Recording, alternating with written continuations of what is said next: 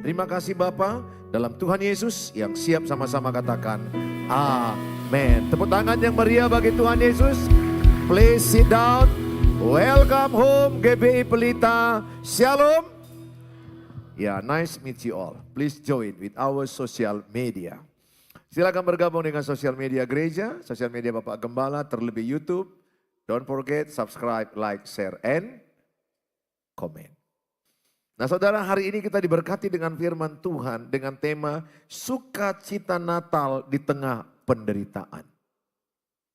Ini bulan Desember, kita bersyukur kepada Tuhan, saudara dan saya sudah masuk 1 Desember.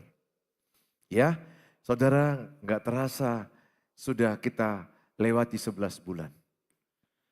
Nah sekarang kita masuk 1 Desember. Bagaimana perasaanmu? Apakah berber perasaanmu? Maksudnya berbahagia, bergembira, bersuka cita. Karena masuk Desember ini kan di mana kita bisa merayakan Natal. Jangan bilang Desember itu bulan suci ya. Kita nggak sama loh. Ya, jangan bilang oh kita masuk bulan suci. Berarti Januari bulan dosa. Tidak, nggak ada itu ya. Suci itu adalah dalam Tuhan Yesus. Sama-sama kita akan belajar firman Tuhan dari kitab Lukas pasal yang kedua. Ayat yang ke-8 sampai kepada ayat yang ke-15. Mari sama-sama semua kita baca dengan semangat Natal. Ya, tema kita sukacita Natal di tengah penderitaan. Sama-sama kita baca, 1, 2 ya. Di daerah itu ada gembala-gembala yang tinggal di padang menjaga kawanan ternak mereka pada waktu malam. Lebih kuat lagi. Tiba-tiba berdirilah seorang malaikat Tuhan di dekat mereka dan kemuliaan Tuhan bersinar meliputi mereka dan mereka sangat ketakutan. Lalu kata malaikat itu kepada mereka, jangan takut sebab sesungguhnya aku memberitakan kepadamu kesukaan besar untuk seluruh bangsa. Hari ini telah lahir bagimu juru selamat yaitu Kristus Tuhan di tengah kota Daud. Dan inilah tandanya bagimu. Kamu akan menjumpai seorang bayi dibungkus dengan lampin dan terbaring di dalam palungan. Dan tiba-tiba tampaklah bersama-sama dengan malaikat itu sejumlah besar bala tentara sorga yang memuji Allah, katanya. Kemuliaan bagi Allah di tempat yang maha tinggi dan damai sejahtera di bumi di antara manusia yang berkenan kepadanya. Setelah malaikat-malaikat itu meninggalkan mereka dan kembali ke sorga, gembala-gembala itu berkata seorang kepada yang lain, marilah kita pergi ke Bethlehem untuk melihat apa yang terjadi di sana, seperti yang diberitahukan Tuhan kepada kita. Saudara, cerita ini adalah bagaimana para gembala-gembala di malam yang gelap itu, di padang hijau, ketika mereka mengembalakan domba-domba mereka, tiba-tiba datanglah malaikat dari sorga. Malaikat dari sorga itu datang bersinar. Sinarnya itu membuat para gembala-gembala ini takut. Karena tiba-tiba aja di tengah-tengah kegelapan datang malaikat dan datang cahaya yang bersinar. Dan mereka takut. Apa kata malaikat itu kepada mereka? Ayat yang ke-10. Pada ayat yang ke-10. Lalu kata malaikat itu kepada mereka, jangan takut. Sebab sesungguhnya aku memberitakan kepadamu kesukaan besar untuk seluruh bangsa. Saudara, malaikat-malaikat itu menurut saya wajarlah takut ketika gelap-gelap tiba-tiba ada cahaya. Siapa di antara saudara pernah ditakut-takuti malam-malam?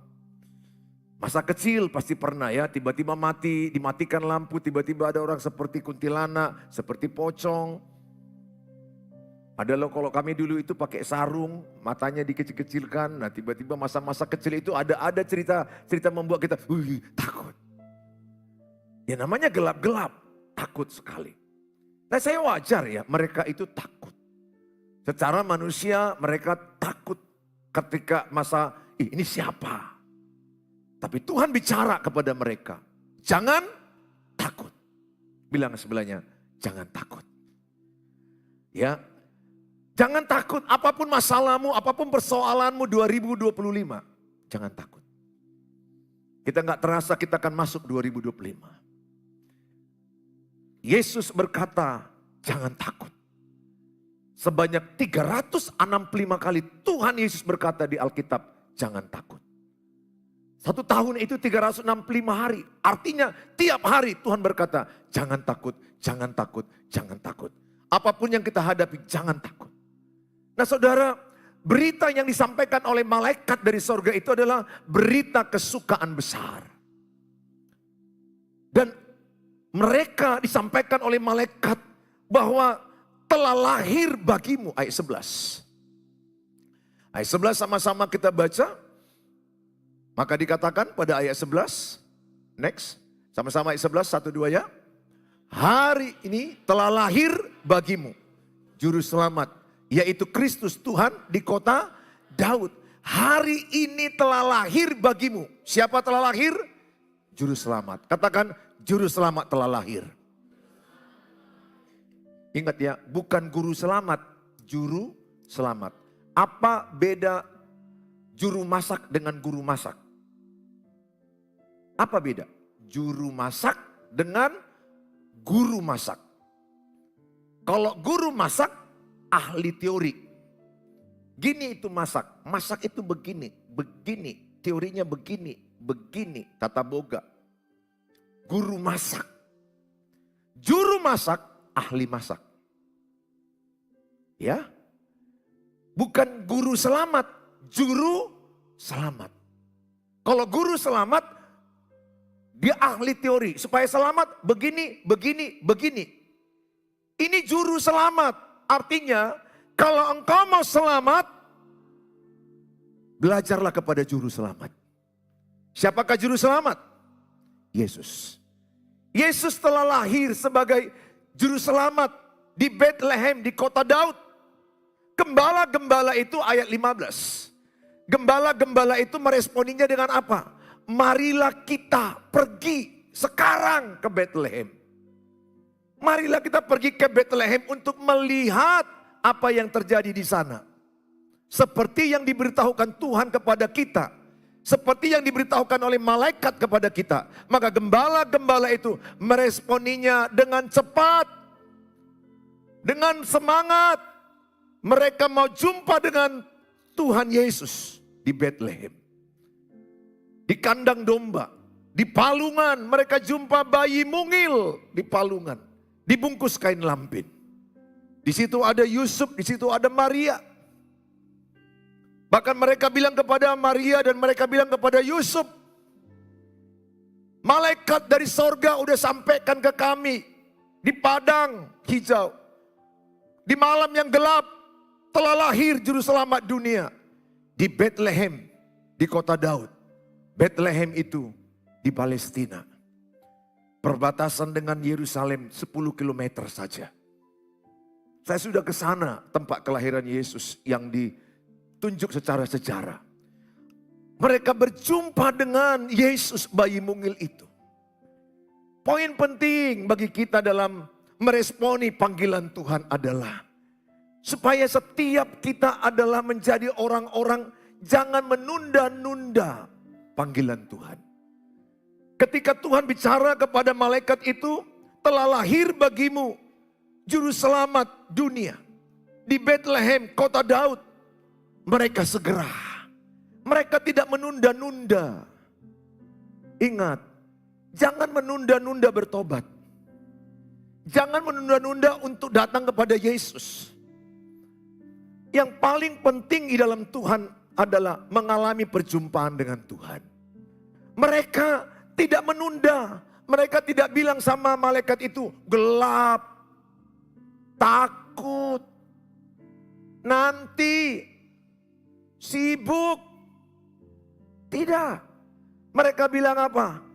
Ayo kita pergi, ayo kita pergi, ayo kita pergi. Saya berdoa kepada saudara, jangan menunda-nunda engkau bertobat. Jangan menunda-nunda engkau meninggalkan dosamu. Kalau engkau tahu sekarang pacaranmu sudah berdosa, jangan tunda-tunda, jangan teruskan. Kalau engkau tahu pacaranmu udah gak kudus, jangan tunda-tunda. Apa yang sudah kau dengar dari mimbar ini, jangan tunda. Jangan suka menunda-nunda. Responi panggilan Tuhan dengan berkata, sebagaimana Maria berkata, aku ini hambamu, jadilah kehendakmu. Sebenarnya Maria bisa aja protes kalau dia mau, karena dia masih perawan. Bagaimana aku hamil? Aku disentuh aja belum? Gimana perasaanmu cowok-cowok kalau ada cewekmu belum pernah kau sentuh? Malam-malam pas lagi sedang ngopi-ngopi. Tiba-tiba dia bilang, bang aku hamil. Itu berita suka atau duka? Sementara si Parlin ini gak pernah menyentuh si Roma ini, bayangkan.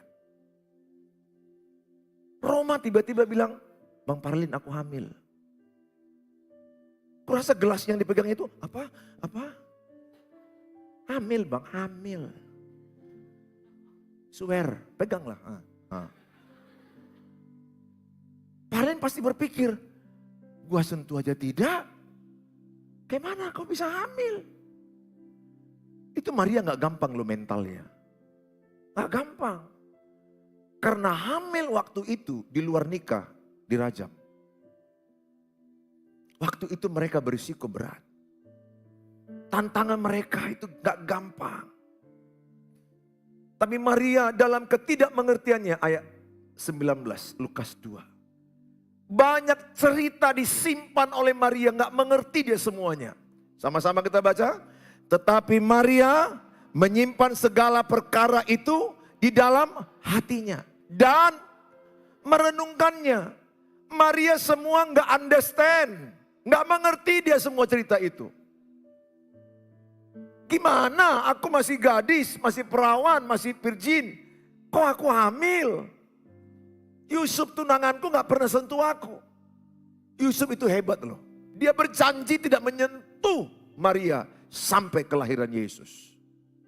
Dia menyentuh Maria setelah Yesus lahir. Jadi Yesus asli dari Roh Kudus.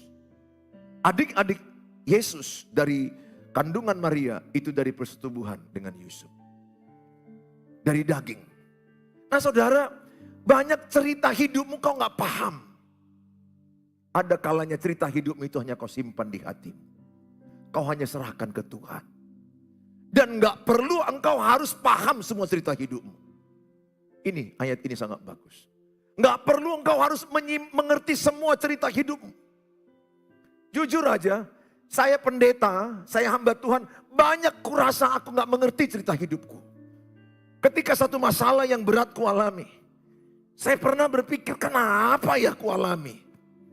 Kenapa ya penderitaan ini kualami? Kenapa ya kesusahan ini kualami? Banyak perkara kita gak mengerti. Seperti lagu itu berkata, banyak perkara yang tak dapat ku mengerti. Ngapakah harus terjadi di dalam kehidupan ini? Ayo yang menderita nyanyi. Satu perkara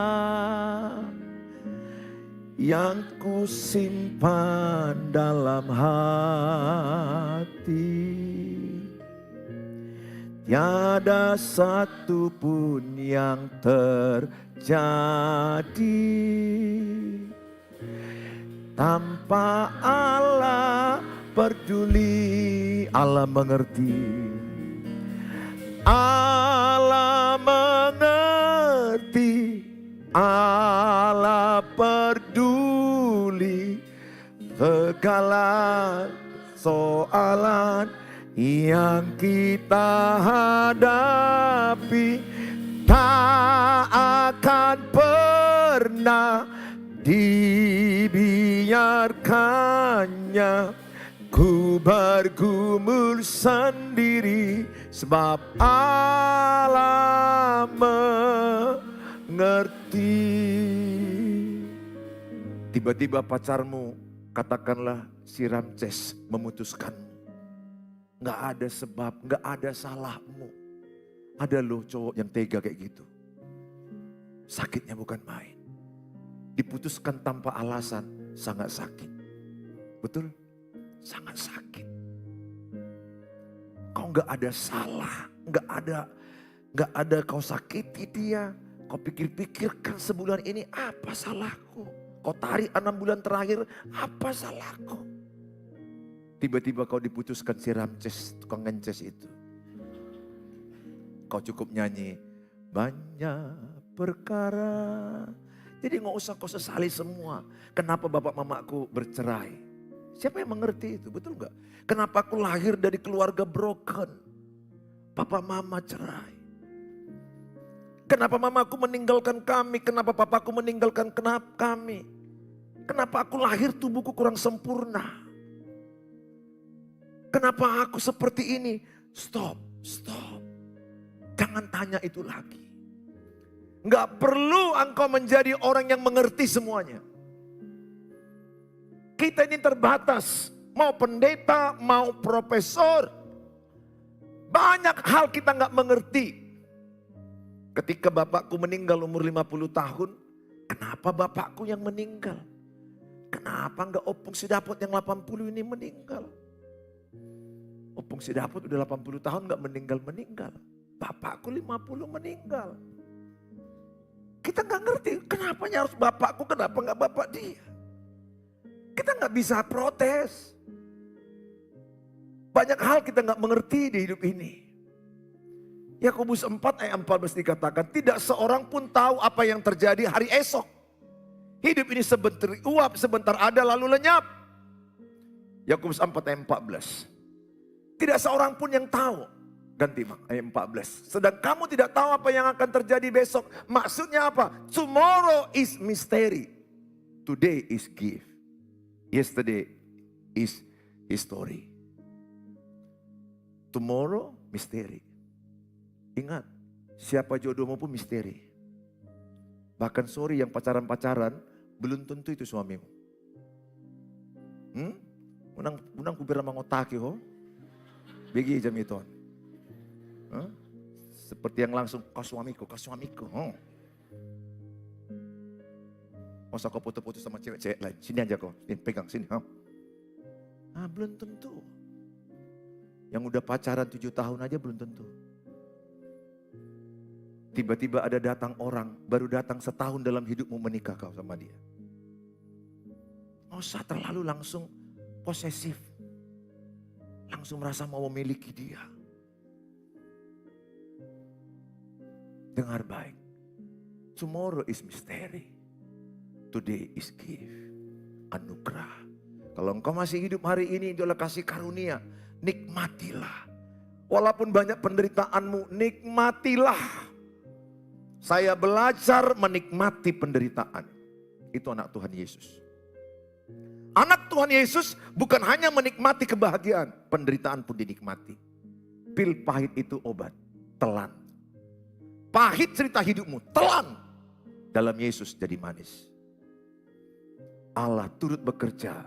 Roma 8 ayat 28. Roma 8 ayat 28 dikatakan Allah turut bekerja. Mendatangkan kebaikan bagi orang yang mengasihi dia. Percayalah saya katakan, kalau engkau melibatkan Tuhan dalam hidupmu, semua cerita pahitmu akan manis. Saya sudah lihat cerita pahit hidupku. Bagaimana aku pahit dalam pernikahan, dalam keuangan, dalam mendidik anak, dalam kesehatan. Banyak aspek pahit yang kurasakan. Kulihat kalau aku libatkan Tuhan, berujung manis. Bagaimana Musa ketika dia melihat air di sumur di Mara, pahit. Orang-orang Israel protes. Kenapa air pahit yang kau kasih kepada kami? Tapi Allah bicara kepada Musa, Musa, di sebelahmu ada kayu. Ambil, celupkan kayu itu kepada sumur itu. Air pahit jadi manis. Pesanku samamu, cerita pahitmu akan jadi manis. Kalau engkau dalam Tuhan Yesus, titik terendah hidupmu akan menjadi titik tertinggi. Yesus disalibkan itu adalah titik untuk dipermalukan. Tapi Allah Bapa memakai salib itu untuk mempermuliakan dia. Salib itu dibuat adalah untuk mempermalukan orang-orang jahat. Tapi dalam Tuhan Yesus, di dalam Bapa, salib itu justru mempermuliakan Dia. Penderitaan pahitmu dalam Tuhan akan jadi manis. Saya hanya mau katakan kepada saudara, di masa-masa Natal ini apapun persoalanmu, respon di panggilan Tuhan. Segera datang kepada Tuhan. Alami perjumpaan dengan Tuhan, itu yang penting. Natal itu intinya adalah berjumpa dengan Tuhan. Itulah yang dilakukan gembala-gembala itu. Orang-orang Majus dari timur. Orang-orang kaya, orang-orang hebat bawa emas, kemenyan dan mur. Mereka itu dari Irak. Seperti itulah gambarannya. Jauh sekali untuk masuk ke Bethlehem. Geografisnya seperti itu. Dari daerah timur Irak. Mereka menembus banyak tantangan. Gelap, bukit, lembah. Tapi mereka mencari Tuhan dengan segenap hati. Yeremia, coba kita lihat dalam kitab Yeremia. Dalam kitab Yeremia 29 ayat 13. Mari sama-sama kita baca. 1-2 ya. Apabila kamu mencari aku, terus kamu akan menemukan aku. Apabila kamu menanyakan aku dengan segenap hati. Katakan segenap hati. Katakan ku cari Tuhan segenap hati. Bilang sebelahnya cari Tuhan segenap hati. Kalau saudara cari emasmu hilang, masuk di bawah kolong tempat tidur, katakanlah cincin atau kerabu, kau carinya segenap hati atau setengah hati? Wis, mama saya dulu dari pesta dia, tiba-tiba hilang dia punya cincin. Dan kemudian di tengah malam itu kami jam 11, saya masih ingat dibangunkan dia. Dianya kehilangan, kami hepot. Kehilangan emas. Bangun Clem, bangun. Kenapa mak? Mas mama hilang. Kau masuk kolong tempat tidur, masuk. Raba semua, raba semua. Kau masuk ke sana, ke kamar mandi. Gak dapat. Semua masuk ke paret semua. Masih ingat saya, emas. Karena cari emas. Berapa sekarang 1 gram? Nampak kali tukang jualan kau, saudara. Cari emas. Semangatnya bukan main. Karena emas. Saya mau tanya, mana lebih tertarik kau? Cari uang atau cari Tuhan? Tiba-tiba bahasa roh kuliah. Mana lebih semangat kau? Cari Tuhan atau cari pacar? Oh kalau itu jelas ya, cari Tuhan. Mana lebih semangat? Lihat sosmed atau baca Alkitab? Udah payah mulut membicara. Mau bilang cari Tuhan dosa. Mau bilang sosmed duniawi. Jangankan di rumah. Di gereja ini pun kau teganya lagi dengar khotbah. Scroll. Kau nggak tahu loh, CCTV ini kami zoom ini. Sampai ke handphone kamu. Betul, kami zoom. Ini Pak. Facebook. Dilapor ke saya. Hati-hati yang buka handphone. Nampak itu. Semua CCTV itu zoom. Laporan langsung. Yang ini Pak tukang tidur terus. Awal-awalnya semangat, lama-lama layu. Adanya pulanya awal-awalnya semangat kali. Hepot kali. Habis. Pas dengar khotbah, hening cipta. Padahal lagu yang dinyanyikan gak ada lagu hening cipta. Cari Tuhan segenap hati. Amin. Udah sepala datang kau kemari. Ibu toho udah sepala datang. Masa pala roho tuh son. Udah kau ikhlaskan hatimu datang kemari. Datanglah dengan segenap hati. Datang segenap hati. Kelihatan kok dari wajah orang segenap hati atau setengah mati. Kelihatan itu yang segenap hati itu kayak gini dengar khotbah. Amin. Yes. Amin. Yes. Kalau setengah mati itu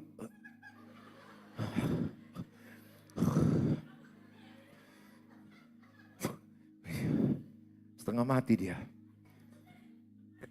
Kata Tuhan segenap hati, dia setengah mati.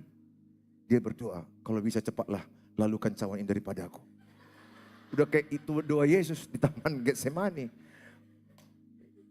Itu kan doa Yesus tengah-tengah penderitaan. Ada loh orang dengar khotbah, menderita dia rasa. Saya berdoa, datanglah dengan segenap hati. Amin. Ya, kalau engkau juga jumpa dengan orang, enak kita jumpa kalau kita bercakapan dengan segenap hati.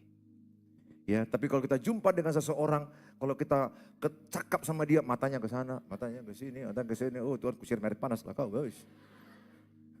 Kita suka dengan orang segenap hati. Ya. Saya berdoa, cari Tuhan segenap hati.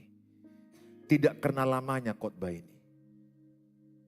Tapi kalau hatimu segenap hati, aku percaya engkau pulang diberkati Tuhan. Ya, tepuk tangan jangan gantung-gantung. Itulah tepuk tangan segenap hati. Bukan tepuk tangan setengah mati sih. Ada juga ya kuliah tepuk tangan ini. Oh, semoga jangan kau cintai orang begini, nggak jelas ini. Saya ajak sama saudara alami perjumpaan dengan Tuhan. Amin.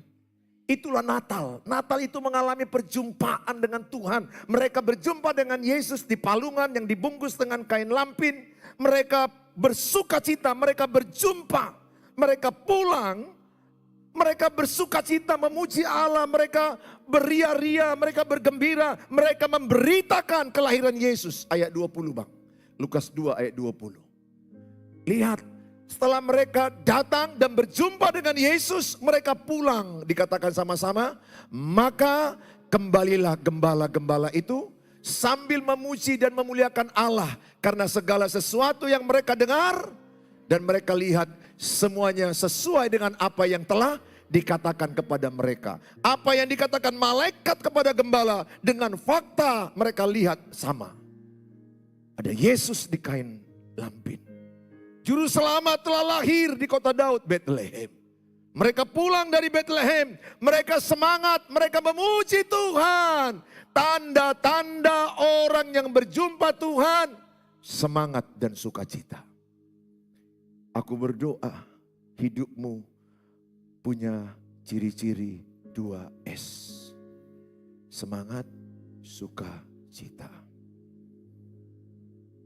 Tidak akan ada orang menerimamu kerja kalau melihat wajahmu aja orang sudah suntuk. Ya, saya pernah menginterview orang terima kerja. Ketika saya mewawancarai dan menentukan ratusan yang saya ambil file. Waktu itu masih dalam posisi nggak pakai komputer, masih pakai map. Saya bilang sama staf saya, sekretaris, kau lihat pertama fotonya. Masuk Bapak, kalau fotonya matanya bilokon, jatuhkan. Masuk Bapak apa matanya bilokon? Lihatlah wajahnya, segar enggak? Kalau pas fotonya pun dia, gak ada gunanya interview itu. Di foto pun udah kalah itu. Kalah sebelum bertanding, dengar. Itu saya lakukan betul. Oh cepatlah Pak, yang ini Pak. Ini matanya pun gak jelas ini, satu. Ada lagi yang pas fotonya dia gini-gini.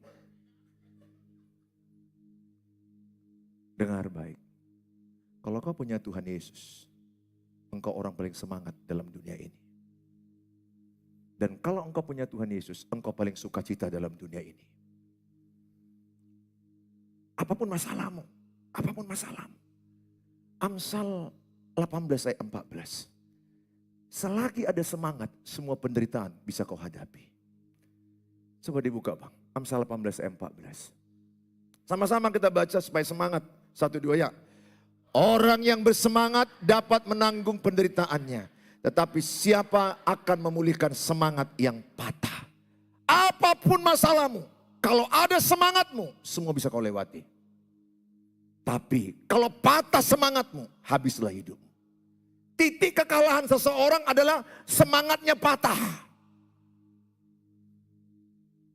Makanya jangan pernah mengalami patah semangat. Apapun masalah, tetap semangat dalam Tuhan.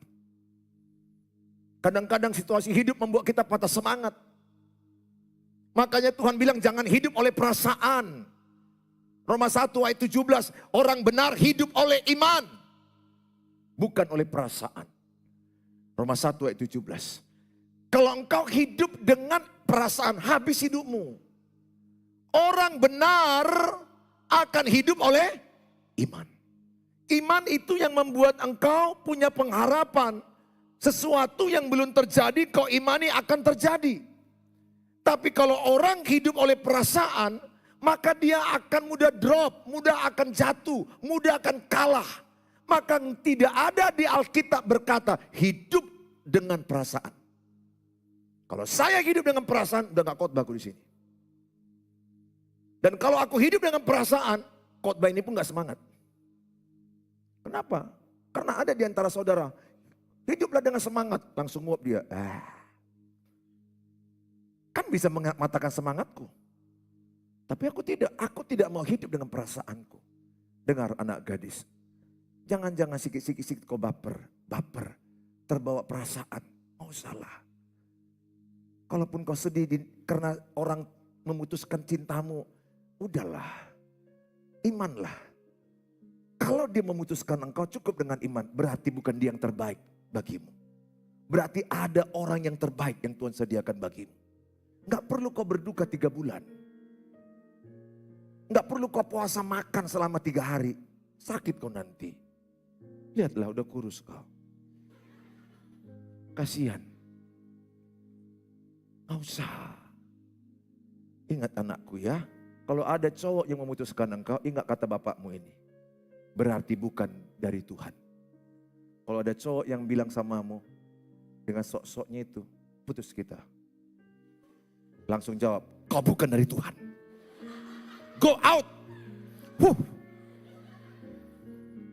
Begu, laho, kata betul.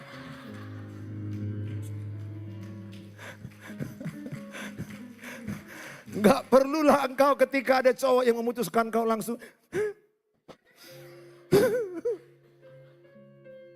Enggak perlulah, kasihan kau dakku, boruku, hasiaku.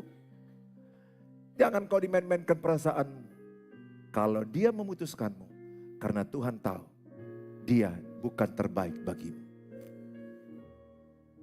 Kalaupun kau hanya sesaat kau merasa agak sedih, okelah. Karena udah sempat kau kasih banyak hadiah ulang tahun, hadiah Paskah, hadiah Natal, segala makanan, GoFood, GoMart, entah apalah kau kasih. Tapi endingnya kau diputuskan, oh salah. Kalaupun kau sedih sebentar, aku okelah. Tapi jangan larut dalam duka. Meninggal aja kata Alkitab jangan larut dalam duka. Ingat, jangan hidup oleh perasaan. Bilang sebelahnya, don't baper. Kalau kau baper, engkau habis hidupmu. Sikit-sikit kau nangis. Sikit-sikit kau gak makan, kurung diri, kamar, silent, diam. Nggak usah dek, nggak usah. Yakinlah, Tuhan sayang samamu. Tuhan tahu yang terbaik bagimu. Amin. Alami perjumpaan dengan Tuhan. Alami saat teduh. Kalau mau rohanimu bertumbuh, saat teduh. Pertumbuhan rohani paling cepat saat teduh. Kalau di mimbar ini ya masih banyak ini faktor-faktor tampil dilihat orang. Apalagi ada cewek, betul nggak? Bila ada cowok milik dia. Lama-lama.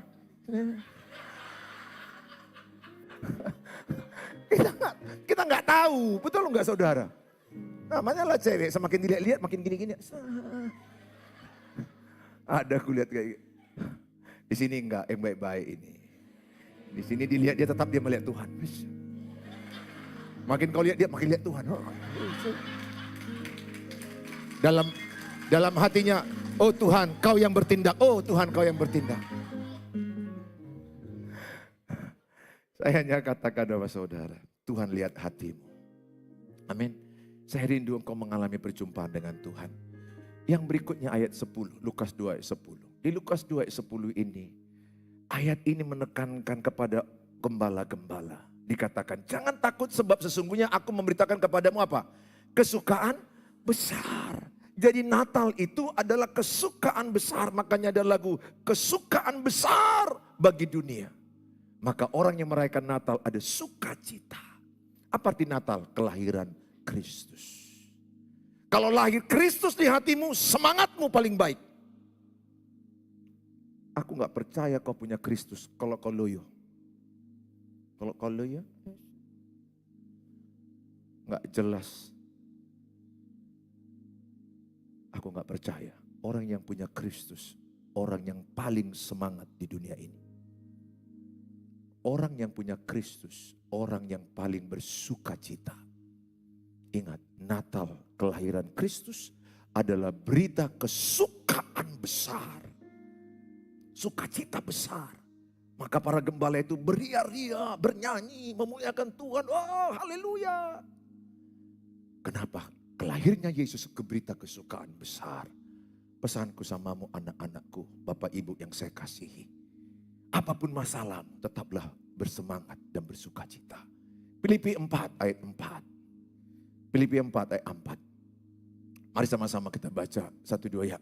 Bersukacitalah senantiasa dalam Tuhan. Sekali lagi kukatakan bersukacitalah. Ayat ini jelas. Bersukacitalah senantiasa dalam siapa? Dalam Tuhan. Sukacitaku tidak dalam istriku. Kalau ku buat sukacitaku dari istriku, mampus aku. Hajab, mate. Berarti apa? Sukacitaku tergantung dia. Kalau dia toksik, matilah aku. Sukacitaku bukan dari anak-anakku. Anak-anakku melawan aku, mati aku. Enggak, sukacitaku bukan dari khotbah ini. Sukacitaku bukan dari dompet. Tidak. Sukacitaku tidak dari uang. Dengar anak buruh, sukacitamu bukan dari pacarmu. Jangan kau tertawa karena pacarmu ada di situ. No. Pacarmu itu bisa toksik menyakitimu. Percaya kau bilang. Yang paling membuat mentalmu kena mental psikis, orang yang paling dekat samamu. Kalau pasangan suami istri. Kalau pacaran, pacarmu itulah. Yang membuat kena mental hidup. Yang menyakiti mental kita ini bukan orang Afrika, jauh kali. Dume. Kalau kau bilang sama aku sakit hati Pak dengan orang Afrika Selatan. Hebat kali lah dirimu itu. Minggu depan dengan siapa lagi? Orang Belanda. Terlalu jauh. Yang menyakitimu orang yang dekat-dekatmu. Yang paling dekat denganmu. Dengar, jangan pernah sukacitamu kau buat dari dunia ini. Buat sukacitamu dari Tuhan. Sehingga dalam penderitaan sekalipun kau tetap bersukacita. Kau bisa bersyukur. Kau bersemangat. Karena sukacitaku dari Tuhan. Gereja ini bisa aja terjadi apapun. Gedung gereja bisa roboh karena gempa bumi. Sukacitaku gak pernah roboh. Karena sukacitaku dari Tuhan. Bapak ibumu bisa melupakan engkau. Bapak ibumu bisa meninggalkan engkau. Tapi Bapa di sorga tidak pernah meninggalkan engkau. Sahabat baikmu bisa menikahmu dari belakang.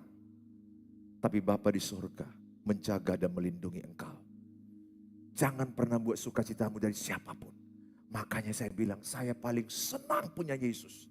Karena aku tetap berhappy, sukacita dalam Tuhan. Jangan tanya gak ada yang menyakiti saya. Banyak. Khotbah di sosial media itu gak semua senang. Tapi saya tidak peduli. EGP emang gue pikirin. Ingat, sorga gak lewat dari rumah dia, betul? Dan kita gak makan dari rumah dia. Yang penting yang kulakukan benar, caraku benar, motivasiku benar, tidak kurugikan, tidak melanggar undang-undang, tidak melanggar firman Allah. Go ahead. Artinya apa? Taruhlah sukacitamu dari Tuhan. Pesanku samamu. Taunya saya banyak penderitaanmu, banyak kesulitanmu, banyak tantanganmu.